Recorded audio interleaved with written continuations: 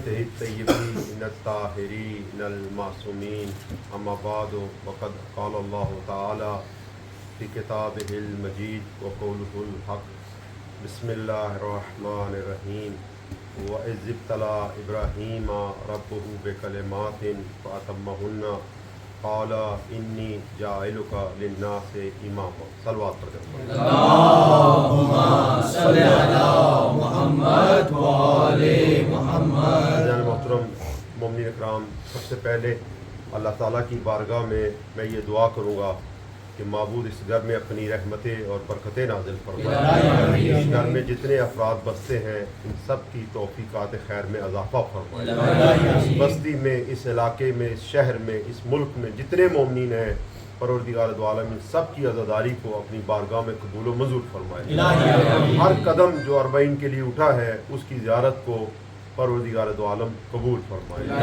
رہبر معظم، مراجع اعظام، علماء کرام، بزرگان دین، خصوصاً آیت اللہ سستانی کے توفیقات میں اضافہ فرمائے. انہیں طول حیات، صحت و سلامتی، تندرستی اور ہر میدان میں کامیابی عطا فرمائے. شیعان اہل بیت میں محبت، اتحاد اور اتفاق عطا فرمائے. کینہ، حسد، اناد، دشمنان اور مشرکین اور منافقین کے لیے قرار دے. اپنی دعاؤں کی قبولیت کے لیے ایک مرتبہ صلوات پڑھ دیں. اللہم صلی علی محمد وآل محمد. مومنین اکرام، پروردگار دو عالم اپنی کتاب مقدس میں ارشاد فرماتا ہے وَإِذِ ابْتَلَىٰ إِبْرَاهِيمَ رَبُّهُ بِكَلِمَاتٍ. وہ وقت بھی یاد کرو، اس وقت کو یاد کرنا چاہیے کہ جس وقت وَإِذِ ابْتَلَىٰ ابراہیم مشکلوں میں ڈالے گئے.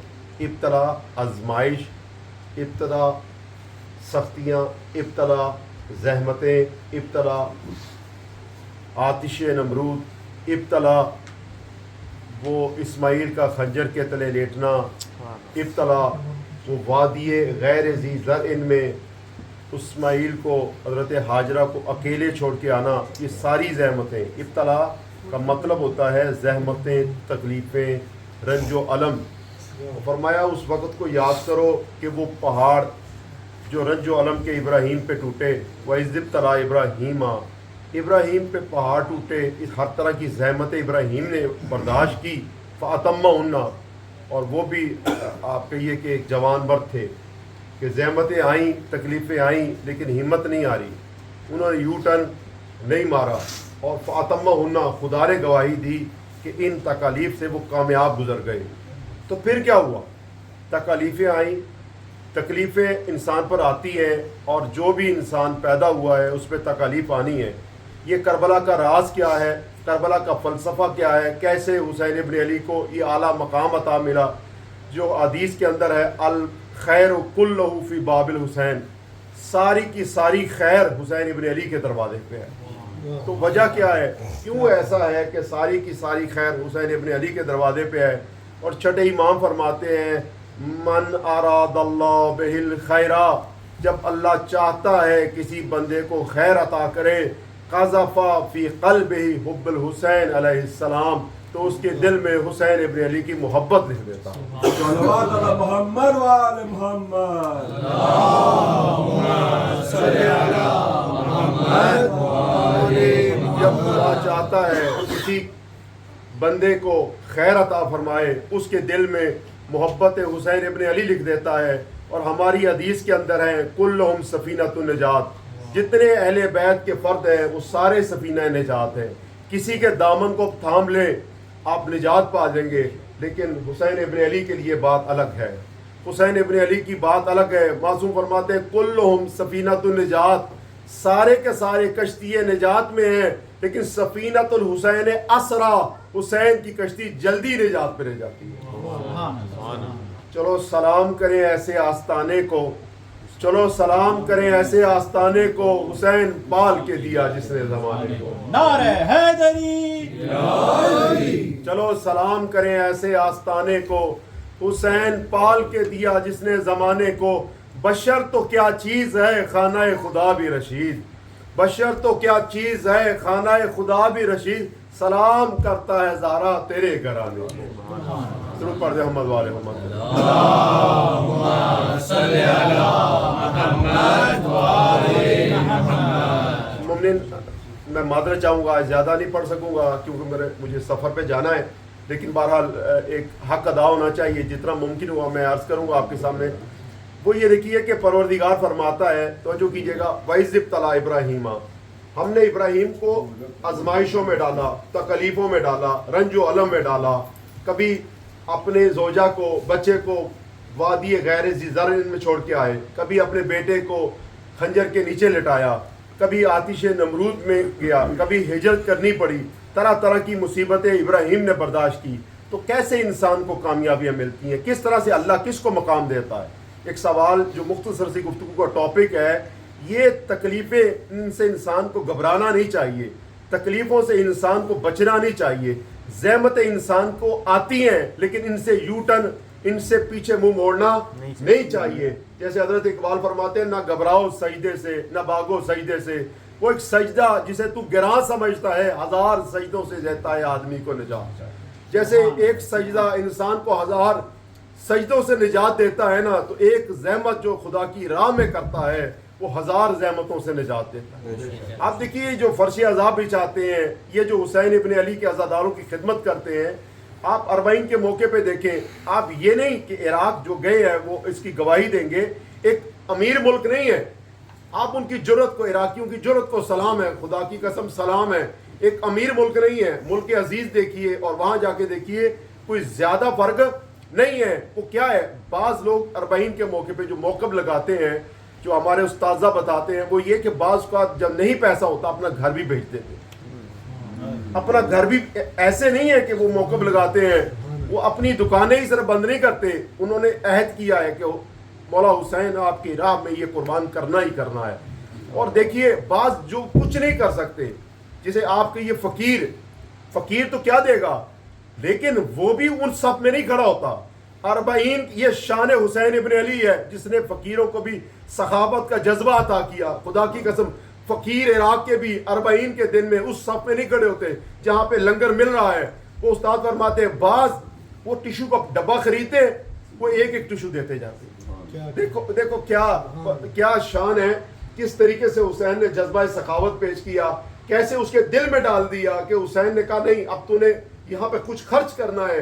किसी ने टिशू का डब्बा खरीदा और वो देने लगा, और जिसकी ये भी हिम्मत ना हुई, उसने टूथपिक खरीदी और जो है ना वो ज़ायरीन को देना शुरू कर दिया। और एक शख्स देखा अरबाइन के मौके पे, जब कुछ भी उसके पास ना था, ना वो डब्बा खरीद सका, ना ही वो जो है वो टूथपिक ले सका, उसने ये किया, एक हाथ में जो चलाने वाला पंखा होता है उसे खरीदा और ज़ायरीन से कहने लगा, आओ मेरे पास कुछ भी नहीं, आओ मेरे पास कुछ भी नहीं, मैं हुसैन इब्न अली की राह में ज़ायरीन को ठंडी हवा दूंगा। ये जज्बा हुसैन इब्न अली अता फरमाते हैं। वह इज़्ज़त तला इब्राहीम, जब इब्राहीम ज़हमतों में गिरता है, जब इब्राहीम तकलीफ़ों में आता है, तो फिर क्या होता है? दो ही बातें हैं। जब इंसान तकलीफ़ों में आता है, मुश्किल आती है, इक़्तिसादी मुश्किल किस पे नहीं आती? आप देखिए, आप अपने इब्तदाई अयाम को याद कीजिए और अभी देखिए, बहुत सा फ़र्क है। बहुत मुश्किलात पहले होंगी, अब मुश्किलात नहीं होंगी। तो ये कैसे इंसान कामयाबी का मराहिल तय करता है? बेटा देखो, ऐसा नहीं है कि 16 घंटे जो सोए उसको पता लगे कि वो डॉक्टर बन गया है, पता लगे जी इंजीनियर बन गया। नहीं, यहाँ पे खून पसीना एक करना पड़ता है। तो वइज़ तला इब्राहीम रब्बहू बिकलिमातिन, इब्राहीम को ज़हमतों में डाला, उसमें कामयाब हुए, तो फरमाया हम भी ज़हमतें फजूल में थोड़ी डालते हैं।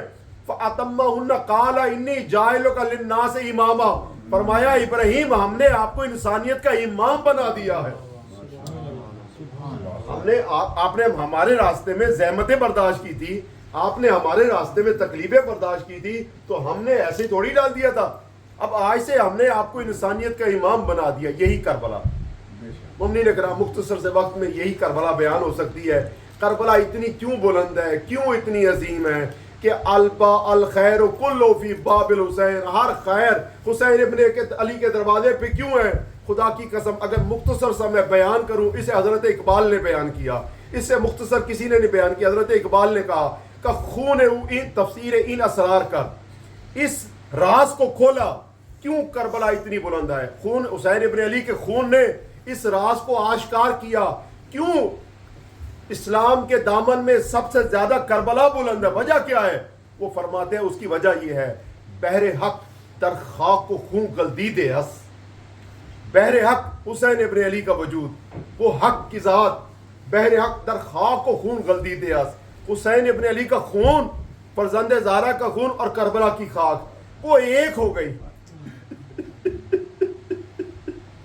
فرماتے بحر حق در خاک و خون گلدید اس، پس بنائے لا الہ گردید اس. پس سلام ہو حضرت اقبال کو. فرمایا پس اس وجہ سے وہ لا الہ کی بنیاد پر. میں کہوں گا مسلمانوں سے، لا الہ تو پڑھ لیا، اب لے مزہ تاثیر کا. لا الہ تو پڑھ لیا، اب لے مزہ تاثیر کا. لا الہ کی تہ کے نیچے خون ہے شبیر کا. لا الہ تو پڑھ لیا، اب لے مزہ تاثیر کا. لا الہ کی تہ کے نیچے خون ہے شبیر کا. لا الہ کے پڑھنے والوں لا الہ سے پوچھ لو، لا الہ کے پڑھنے والوں لا الہ سے پوچھ لو. لا الہ تو بچ گیا، گھر لٹ گیا شبیر کا. بس کیسے وَإِذِ ابْتَلَىٰ مومنین، یہی پیغام ہے آج کی مجلس کا. یہی پیغام دینا چاہتا ہوں. کیا کربلا کیا پیغام دیتی ہے ان تکالیفوں سے جو خدا کی راہ میں ہو. میں معافی مانگ کے عرض کرنا چاہتا ہوں، ایک مزاج ہمارا یہ ہے کہ ہم صرف سننے اور سنانے کے عادی ہیں، لیکن جب کوئی کام آتا ہے، پریکٹیکل اترنا ہوتا ہے، ہم ذمہ داریوں کو نہیں لیتے، ہم اس میں نہیں اترتے. لیکن کربلا کا یہ پیغام نہیں ہے. کربلا کا پیغام یہ ہے وَإِذِ ابْتَلَىٰ إِبْرَاهِيمَ. اگر کامیابی چاہتے ہو، اگر دنیا میں رتبہ چاہتے ہو، امامت چاہتے ہو، کچھ عالی رتبہ چاہتے ہو. ابھی یہ شہیدوں کی بات کر رہے تھے، تو شہید کون سے ہیں جن کے وجود میں جو کچھ تھا انہوں نے حسین ابن علی کی بارگاہ میں خرچ کر دیا. جب خرچ کر دیا تو یہ وہ بات ہے کہ انسان کو کسی مقام پہ پہنچا دیتی ہے. مومنین کرام، دو طرح کے انسان ہیں. اگر آپ دیکھیے حسین ابن علی کے قافلے میں کون شامل ہو سکتا ہے؟ کون شخص ہے جو حسین ابن علی کے قافلے میں شامل ہو سکتا ہے؟ ہر بندے کو اجازت نہیں ہے حسین ابن علی کے قافلے میں آ جائے. اگرچہ مدینہ بھی ہے، مکہ بھی ہے، حاجی بھی ہے، کوفہ بھی ہے، ہر ایک نہیں آ سکتا. کیوں سارے بھائی نہیں آئے؟ کیوں سارے عزیز نہیں آئے؟ کیوں سارے رشتہ دار نہیں آئے؟ کیوں سارا بنو ہاشم نہیں آیا؟ کیوں سارا مدینہ نہیں آیا؟ وجہ کیا ہے؟ یہ راز کیا ہے مومنین کرام؟ یہ حسین ابن علی نے پہلے دن اعلان کیا. فرمایا دیکھو حسین ابن علی کے قافلے میں جو شامل ہونا چاہے، فرمایا دروازہ کھلا ہوا ہے، دروازہ کھلا ہے، ہر کوئی آ سکتا ہے، لیکن شرط ہے. فرمایا جب مکے سے چلنے لگے، فرمایا من کانا بازلن فینا موجتہ. دیکھو اگر کوئی اپنا موجہ خدا کی راہ میں قربان کرنا چاہتا ہے، جانتے ہو موجہ کسے کہتے ہیں؟ یہ جو دل ہوتا ہے، دل، اس کے اندر جو خون گردش کرتا ہے اسے موجہ کہتے ہیں. فرمایا من کانا بازلن موجتہ علی لقاء اللہ فلیرحل معنا. وہ میرے ساتھ چلے. اللہ کی راہ میں جو اپنا خون بہانا چاہتا ہے وہ میرے ساتھ چلے. اور جو اللہ کی راہ میں اللہ کے مسجدوں سے، مدرسوں سے اور کعبے سے جو مال لینا چاہتے ہیں وہ حسین ابن علی کے ساتھ چل ہی نہیں سکتے ہیں. مومنین کرام، وہ لوگ چل سکتے ہیں. اگر آپ دیکھیے، میں آپ کی خدمت میں عرض کرنا چاہتا ہوں، جو زیارت اربعین ہے، زیارت اربعین کے جو جملے ہیں اس پہ آپ توجہ کیجیے گا. زیارت اربعین کے کیا جملے ہیں؟ زیارت اربعین آج کے دن جو پڑھی جاتی ہے زیارت، وہ کون سی ہے؟ اس میں جملے لکھے ہوئے ہیں. چھٹے امام جعفر صادق فرماتے ہیں، درود پڑھیے.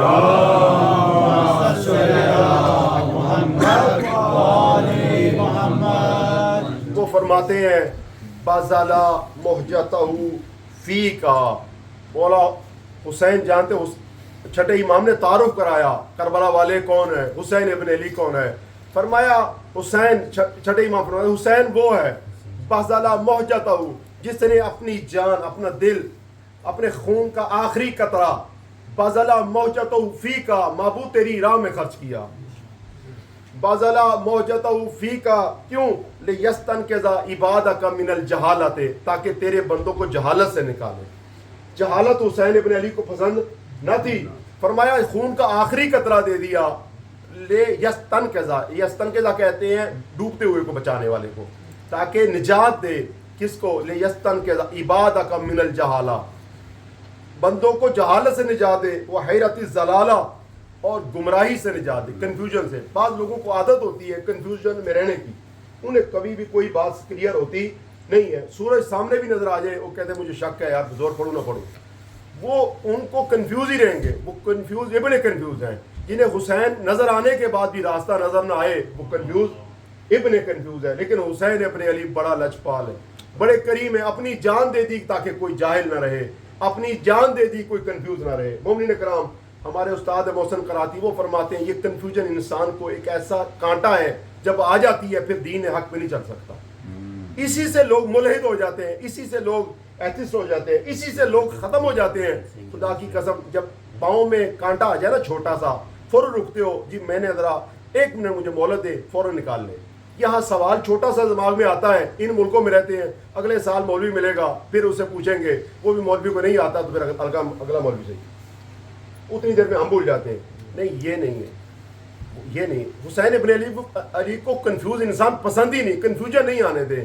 جس طرح سے آپ نے طبیبوں کے نمبر رکھے ہیں, اللہ تعالیٰ سلامت رکھے, ہمارے ڈاکٹروں کو نمبر رکھے ہوئے ہیں, آپ نے ان سے پوچھ لیں ڈاکٹر صاحب ہمیں یہ بیماری ہے. اسی طرح سے جو معالج دین ہیں ان کے بھی نمبر رکھیں. کبھی سوال مشکل پیش آتی ہے, کہیں کنفیوژن آتی ہے تو اس کو فوری طور پہ حل کریں. بازلا فی کا محجتہ لیستن کے عبادہ من الجہالہ, تاکہ بندوں کو جہالت سے نکالیں. اور فرمایا کن انہوں نے جو ہے وہ حسین ابن علی کے مقابلے پہ آئے. مومن بس ختم ہوگی, اتنا ہی میں نے جو عرض کرنا تھا. کون آیا حسین ابن علی کے مقابلے پہ؟ فرمایا زیارت اربعین میں فرمایا وقد توازر علیہ, حسین ابن علی کے مقابلے میں وہ آیا من غرت الدنیا, جسے دنیا نے دھوکہ دیا. خدا کی قسم دنیا کی عادت یہ ہے دھوکہ دیتی ہے. دنیا سج کے آتی ہے. یہ جو جسے ہم جوان سمجھتے ہیں وہ جوان نہیں ہوتی. وہ امیر المومنین نے فرمایا وہ کوڑی کی مریضہ ہے جیسے تم جوان سمجھتے ہو. وہ جسے دور سے بندہ دیکھتا ہے کہتا ہے یہ تو ایک جوان ہے, جوان عورت نہیں ہوتی. فرمایا وہ ایک کوڑی کی مریضہ ہے اور اس کے ہاتھ میں روسٹ نہیں ہوتا. امیر المومنین فرمایا وہ خنزیر کی انتڑیاں ہیں جسے وہ روسٹ کر کے لائی ہے, خود بیوٹی پارلر سے ہو کے آئی ہے, اور ہمارے جیسا انسان دھوکے میں آ جاتا ہے. بس یہی دنیا ہے, یہی دھوکہ ہے, یہی دنیا ہے. اور اس نے دھوکہ دیا ہے اور دھوکہ دینا ہے. یہ دنیا کسی کے ساتھ نہیں رہتی. یہ خوبصورتیاں, یہ کون سا دھوکہ ہے, کون سی خاتون ہے؟ یہ خاتون جو بازاروں میں پھرے یہ نہیں, یہی خوبصورتیاں, یہی ہماری جاب, یہی وہ خاتون ہے جو ہمیں دھوکہ دیتی ہے. اور من غرت الدنیا, جس نے دھوکہ دے دیا دنیا نے, فرمایا وبا حظہ, تو پھر انہوں نے کیا کیا, انہوں نے پھر اپنا داؤ پہ لگا دیا. حظہ سارا سرمایہ, دنیا نے دھوکہ دیا. انہیں ایک وعدہ دیا گیا, ایک وعدے پہ کہ شہر رے کی حکومت ملے گی. وبا حظہ بعزلل الادنی, ایک معمولی حقیر شے کے بدلے اپنی سرمایہ آخرت دنیا, خسرت دنیا والا آخرہ ہو, سب کچھ دھوکے پہ لگا دیا. فرمایا وشرا آخرت ہو, اور آخرت کا سودا کیا بثمن الاوکس, ایک گھاٹے کے بدلے میں, گھاٹے کے بدلے میں. اور مومنین اکرام زیارت اربعین کے جملے یہی, کون ہے حسین ابن علی کے ساتھی؟ فرمایا اللہم ثبت لی قدم صدق, معبود میرے قدم تو جو ہے نا وہ باقی رکھنا. یہ دعا کے جملے ہیں, یہیں سے ربط مسائب میں دینا چاہتا ہوں. آئیے حسین ابن علی کی بارگاہ میں کوئی بھی آتا, حسین رد نہیں فرماتے. جو کوئی خواہش لے کے آتا حسین اگر کسی نے کہا مولا میں نے جانا ہے تو آپ نے فرمایا نہیں, کبھی اسے روکا نہیں. اگر جانے کے لیے بھی اس نے کہہ دیا تو فرمایا جا, تو جنت کی بھی پرواہ نہیں کرنا. تو جو ایسا سخی لجپال ہو, اگر کوئی حسین کا دامن چھوڑ کے بھی جانا چاہے حسین اس کو رد نہیں کرتے. تو خدا کی قسم یہ حسینیے, یہ امام بارگاہ, یہ مجالس, یہ دامن حسین ہے. میں آپ کی خدمت میں عرض کروں, وہ حور تھا جو قدموں میں گرا, لیکن آج کے گناہ گار کہاں گریں گے؟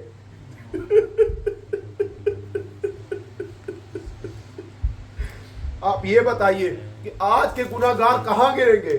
وہ حور تھا جس نے قدموں پہ گرے, اور مولا فرمایا حور اپنا سر اٹھاؤ, دیکھو کون ہو. کہا نہیں, جب تک آپ معاف نہیں کریں گے میں سر نہیں اٹھاؤں گا. آج کہاں پر ہم اپنا سر جھکائیں, کہاں پر آئے اور گڑ گڑائے کہ مولا ہم نہیں جائیں گے جب تک آپ ہمیں معاف نہیں کریں گے. وہ جگہ کون سی ہے؟ وہ یہ مجلس حسین ابن علی ہے, وہ یہ حسینی ہے, وہ امام بارگاہ. مومنین کرام, یہ اربعین کے ایام ہے, وہ سلام کچھ شہداء کو عرض کریں اور آپ سے میں اجازت چاہوں. دیکھیں مختلف مجالس ہوتی ہیں اور کچھ مجلسیں ہمارے آئمہ نے پڑھی ہیں. اس سے بڑھ کے کیا ہے کہ ایک امام مجلس پڑھے اور ہم سب سنیں تو آئیے میں امام زمانہ نے کچھ سلام پڑھے شہداء کربلا پہ، انہیں عرض کرنا چاہتا ہوں۔ امام فرماتے ہیں السلام علیکہ یا بطر الموتور، میرا سلام ہو اس شہید بزرگوار پہ جو تک و تنہا رہ گیا۔ فرمایا میرا سلام ہو اس شہید بزرگوار پہ جو تک و تنہا رہ گیا۔ پھر فرمایا السلام علی المظلوم بلا ناصر، فرمایا میرا سلام ہو اس شہید پہ جو بغیر مددگار کے رہ گیا۔ بس ایک تلے پہ کھڑے ہو گئے، جا کے آواز دی حل من ناصر ینصرنا، ہے کوئی جو میری مدد کو آئے؟ اور فرمایا حل من مغیث یغیثنا، ہے کوئی میرے استغاثے کو سنے؟ جب کوئی آواز نہیں آئی تو پھر ایک عجیب آواز دی، فرمایا حل من ذاب یذب عن حرم رسول اللہ، کوئی ہے جو نبی زادیوں کی چادر کو بچائے؟ اجرکم اللہ اجرکم اللہ اجرکم اللہ ارباب ادا۔ فرمایا السلام علی قتیل الادیاء، ہمارا سلام ہو جنہیں مجہول النسب لوگوں نے قتل کیا۔ اور پھر فرمایا السلام علی الاجساد العاریات، وہ سلام ہو جنہیں کفن نہیں ملا لیکن کربلا کی خاک ان کا کفن بنی۔ اور پھر فرمایا السلام علی دماء السائلات، فرمایا غسل کی بات کرتے ہو، امام نے فرمایا میرا سلام ہو ان شہیدوں پہ جن کو ان کے خون ہی ان کا غسل بن گیا۔ فرمایا السلام علی رؤوس المشعلات، فرمایا میرا سلام ہو ان سروں پہ جو نوکے نیزہ پہ بلند کیے گئے۔ ایک سلام پڑھتے پڑھتے ایک عجیب سلام کیا، فرمایا میرا سلام ہو ان رخساروں پہ۔ سنو گے ارباب آپ زیادہ زحمت نہیں دینا چاہتا، آوازوں کو بلند کیجئے گا کہ میرا سلام ہو ان رخساروں پہ جن کے رنگ بدلتے رہے، کبھی شمر کے تماچوں سے سرخ ہوئے، کبھی نیلے پڑے اور کبھی یہ رنگ سیاہ ہو گئے۔ اجرکم اللہ۔ آئیے ایک سلام کریے اس بی بی پہ جسے زندان شام کی قید کھا گئی۔ اجرکم اللہ اجرکم اللہ اجرکم اللہ۔ روتے بھی جاؤ ارباب ادا، دعائیں بھی مانگتے جاؤ، ہمارا سلام ہو ارباب ادا اس قافلے پہ جسے جب رہائی ملی ہے تو ارباب ادا وہ دیکھتے رہے کہ زندان شام کا راستہ کس طرف ہے۔ سنو گے ارباب ادا، ایک مرتبہ یزید لعین نے سید سجاد کو بلایا اور جب آئے تو کہا ہم چاہتے ہیں کہ آپ کو رہائی دے۔ امام نے فرمایا میں اپنی پھوپھی سے پوچھ کے بتاؤں گا۔ آپ دیکھیے کہ جناب سیدہ زینب کے پاس آئے اور سارا واقعہ عرض کیا۔ آپ نے فرمایا بیٹا ہماری 3 شرطیں ہیں۔ دیکھیں شرطیں کون رکھتا ہے؟ شرطیں وہی رکھتا ہے جو جیت جاتا ہے۔ جیتی ہوئی زینب جو ہے وہ شرطیں رکھ رہی ہے، اور شرطیں کیا رکھی سنو گے۔ پہلی شرط کہا بیٹا جب سے کربلا کا واقعہ ہوا ہے ہم اچھے طریقے سے روئے نہیں ہیں، ہم اچھے طریقے سے روئے نہیں ہیں، ہمیں ایک مکان دیا جائے۔ اچھا مکان میں کیا کرنا ہے؟ کہ میں چاہتی ہوں کہ اس مکان میں گریہ کروں، اپنے بھائی پہ آنسو بہاؤں، اور دوسرا تبرکات جو لوٹے گئے وہ واپس کیے جائے، اور تیسرا ہمارے جانے کے سفر کا اہتمام کیا جائے۔ بس ایک مکان دیا گیا ارباب ادا۔ وہاں پر مکان کیا تھا، سب بیویاں آ گئیں، اور اب ایک بی بی اب میں بتاؤں کیسے ان بیویوں کا مجلس کیسے بتاؤں۔ یہ تو خوش نصیب ہے ایک ذاکر بیٹھتا ہے آپ کو ڈیٹیل سے بتاتا ہے، لیکن وہ جو پہلی مجلس ہوئی نا، جتنے جو پہلی مجلسیں ہوئی ہیں وہ اتنی ڈیٹیل سے نہیں ہوئی، وہ مختصر ہوئی۔ سید سجاد جب روتے تھے نا تو ایسے نہیں تھے، وہ ایک پانی کو دیکھتے تو رو پڑتے۔ لوگ پوچھتے فرزند رسول آپ رونے لگ گئے؟ فرماتے کیف اشرب وقد قتل بی عطشان، فرمایا اس پانی کو میں کیسے پیوں، میرا بابا پیاسا مارا گیا۔ کوئی زیادہ نہیں، کسی کو اجازت نہیں تھی سید سجاد سے ملے۔ مدینے کے جب مدینے میں بھی آ گئے نا تب کی بات کرو، اجازت نہیں، ایک بندہ کھانا لے کے آئے کہ فرزند رسول کھانا کھا لیجئے، آپ وہی مجلس برپا کرتے، آنکھوں پہ آنسو آ جاتے۔ کوئی پوچھتا فرزند رسول میں نے تو بس کہا کھانا کھا لے، فرماتے کیف آکل وقد قتل ابی جوان، ارے کھانا کیسے کھاؤں میرا بابا بھوکا مارا گیا۔ اجرکم اللہ اجرکم اللہ۔ ارباب کیسے مجلس اذا برپا ہوتی تھی؟ مجلس اذا ایسے برپا ہوتی، ساری بیویاں بیٹھ گئی، ایک بیوی اٹھتی آواز دیتی کہتی واس کرا، ساری بیویاں رونا شروع کر دیتی، اور کچھ دیر کے بعد ایک بیوی اٹھتی کہتی واہ اکبرا، پھر گریا شروع ہو جاتا، اور کوئی کہتی واہ عباسا، گریا شروع ہو جاتا، اور جب رو رو کے سب رک جاتے تو ایک بیوی آواز دیتی واہ حسینہ، اجرکم اللہ اجرکم اللہ۔ حسینہ کی آواز بلند ہوتی، رونا شروع ہو جاتا، تبرکات واپس آئے، تبرکات ملنے لگے۔ سب سے پہلے گٹری آئی جس میں چادریں تھیں، سنو گے ارباب ادا، ایک چادر نکالی، دیکھی چادر کس کی ہے، کہا بہن ام کلثوم یہ چادر آپ کی آ گئی۔ پھر چادر نکالی، کہا بھابھی فروا یہ چادر آپ کی ہے۔ ایک ایک چادر ساری بیویوں کو تقسیم ہوتی رہی۔ سنو گے ارباب ادا جو رونے کے لیے آئے ہیں، ایک چھوٹی سی چادر رہ گئی جس کے بعد سب نے زندان شام کی طرف دیکھا۔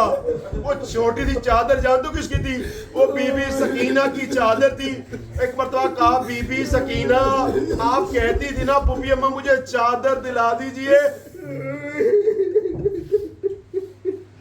اجرکم اللہ اجرکم اللہ۔ دیکھیے جو چادر چھننے کا واقعہ عرض کروں جناب سکینہ کا، ہمارے استاد فرماتے ہیں کہ جناب سکینہ خود نقل کرتی ہے کہ میں جب شام غریبہ میں جب چادریں لوٹی گئی نا تو یہ لین چادر ہاتھ سے نہیں کھینچتے تھے، یہ نیزے سے کھینچتے تھے، اور ایک لین نے جناب سکینہ کی چادر کو نیزے سے کھینچنا چاہا، کہا میں چھوٹی تھی وہ مرد تھا، میں نے اپنی چادر کو بڑی مضبوطی سے تھام لیا، لیکن اس لین نے نیزے سے چادر کو کھینچی اور چادر میری اتر گئی اور لوٹ شروع ہو گئی۔ میں ایک جگہ پہ بیٹھ گئی، اپنا سر کو چھپایا اور میں دیکھتی رہی، گھوڑوں کی ٹاپوں کی آواز ہے اور لوٹ کی آواز ہے۔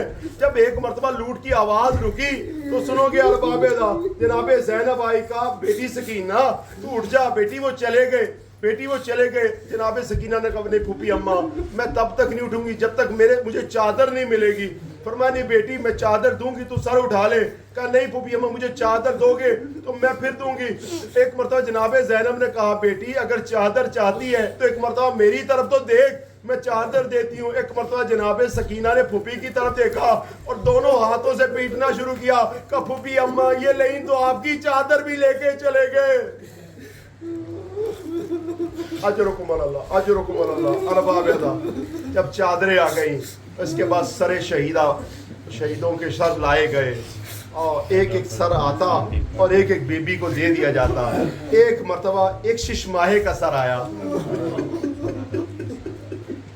ایک شش ماہے کا سر آیا، ایک بی بی آگے بڑھی یہ سر مجھے دے دو یہ لال میرا ہے، اور اس کے بعد ایک 13 برس کے بچے کا سر آیا، ایک بی بی آگے بڑھی کہ یہ سر مجھے دے دو۔ سنو کہ ارباب ایک مرتبہ 18 برس کے جوان کا سر آیا، ایک بی بی آگے بڑھی کہ یہ سر مجھے دے دو۔ پھر 32 برس کے جوان کا سر آیا، جناب ام کلثوم آگے بڑھی ایک سر یہ سر مجھے دے دو۔ ایک سر آیا ساری بیبیاں کھڑی ہو گئی، جناب زینب نے کہا یہ میرے ماں جائے گا سر، یہ سر مجھے دے دو۔ ارباب ادا سنو گے کہ یہ سر مجھے دے دو۔ سر لیا، جانتے ہو امام زین العابدین نے جب سر لیا تو کیا کیا؟ جس وقت بے اجازت امامت امام نے دفنایا اپنے بابا کو دفنایا تو جانتے ہو کربلا میں جیسے دفنایا تھا تو بنا سر کے لاشا تھا، بنا سر کے لاشا تھا۔ امام کے دل میں حسرت تھی کہ میں اپنے بابے کے چہرے کو چوموں، لیکن وہ بنا سر کے لاشا تھا، حسرت سینے میں رہ گئی، حسرت پوری نہیں ہوئی، روتے رہے حسرت نہیں پوری ہوئی۔ ایک مرتبہ باپ کو دفنایا، حسرت رہ گئی، اب جب سرے باپ کا سر آیا تاریخ کہتی ہے وضع فہمہ علی لحیہ شریف، ایک مرتبہ سید سجاد نے اپنے لب کٹی ہوئی رگوں پہ رکھے اور ایک مرتبہ بوسا دے کے کہا بابا یہ کیا حالت بنا رکھی ہے۔ سنو کہ ارباب ادا یہ وہ سر نہیں تھا جسے کاٹا گیا تھا، یہ وہ سر ہے جو ہولی کے تندور سے گزر چکا ہے، یہ وہ سر ہے جسے شام کے بازار پتھر پڑ چکے ہیں۔ سنو کہ میرا بارہواں امام فرماتا ہے میرا سلام ہو اس شہید بزرگوار پہ کہ جس کے لبوں پہ ظلم کی چھڑی چل چکی۔ اجرکم اللہ، یہ وہ سر ہے جس کے لبوں پہ ظلم کی چھڑی چل چکی ہے، یہ وہ سر ہے جس پہ پتھر پڑ چکے ہیں، یہ وہ سر ہے جو 40 دن نوکے نیزہ پہ رہ چکا ہے۔ ارباب ادا سر سب کے آئے، اور میں عرض کروں 2 سر آئے، ہر بیوی سر کو لیتی گئی، لیکن 2 سر آئے اور راوی کہتا ہے ان کو لا کے رکھ دیا گیا، ان کو کوئی لینے والا نہیں تھا، ان کو کوئی رونے والا نہیں تھا۔ ایک مرتبہ کہہ رہے میں نے پوچھا کیا ان بچوں کی ماں جل کے مر گئی ہے یا کربلا میں رہ گئی ہے؟